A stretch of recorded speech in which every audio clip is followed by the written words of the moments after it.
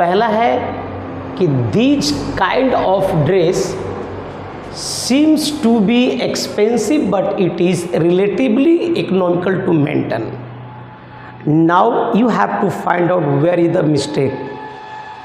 तो that's why I am just going to tell you कि these kind of dress student seems to be expensive but it is relatively economical to maintain. Listen to me, these के साथ sir यहाँ पर मैं अगर kind नहीं करूँ, kinds होना चाहिए, लेकिन आगे जो मेरा वर्ब है ना वो मेरा सिंगुलर है। अब सिंगुलर है तो सब्जेक्ट हमको सिंगुलर करने पड़ेगा। तो अब एक बात बताइएगा, अगर मैं इसको करूँ these kind of dress seems to be expensive but it is relatively economical to maintain, तो जस्ट थिंक अबाउट दिस। अगर मैं ये हमारा वर्ब है और वर्ब हमारा सिंगुलर है तो सब्जेक्ट क्या होना चाहिए? सिंगुलर होना चाहिए। बट याद रखिएगा वर्ब के अकॉर्डिंग सब्जेक्ट चेंज नहीं होता है सर, सब्जेक्ट के अनुसार वर्ब चेंज होता है। तो अगर मैं यहाँ पर दीज लिखूँ तो हमको दीज काइंड्स ऑफ ड्रेसेस करना पड़ेगा, और अगर मैं इसको सुधारता हूँ तो फिर ये हमारा गलत हो जाएगा, इसको फिर हमको सिम करना पड़ेगा। तो यानी कि दो दो जगह फिर मिस्टेक हो जाएगा, इसलिए सिम्स को आप छोड़ दीजिए और दीज को काट करके सर सीधे आप दिस लगा दीजिए। यानी कि this kind of dress seems to be expensive but it is relatively economical to maintain. यानी कि इसका जो सब्जेक्ट हो जाएगा वह दिस काइंड हो जाएगा, और दिस काइंड आपका सिंगुलर है तो सर आपका वर्ब भी यहाँ पे सिंगुलर हो जाएगा। Okay, next, one should take advantage of opportunities to talk with native speaker if one wants to improve your English. Students, मेरा सब्जेक्ट वन है, अब वन है तो यहाँ पर एक पॉजेसिव एडजेक्टिव आया हुआ है योर। आखिर ये वर्ड किस प्रोनाउन के लिए है? तो याद रखिएगा यहाँ पर जो ये वर्ड योर है ये तुम्हारा गलत है।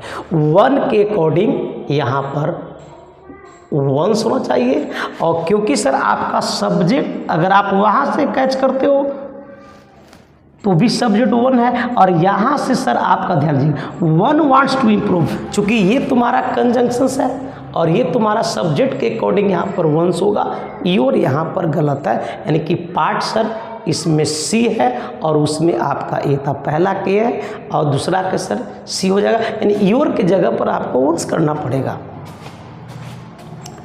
During the final minutes of his speech, the speaker requested to the audience to hold its applause. Students, मैं आपको बताया था, I taught you कि if you get as a main verb request, beg, tell, okay, तो उसके बाद अगर कोई इनडायरेक्ट अगर ऑब्जेक्ट आती है तो याद रखिएगा उसके बीच में कभी भी हम प्रेपोजिशन का प्रयोग नहीं करते हैं सर।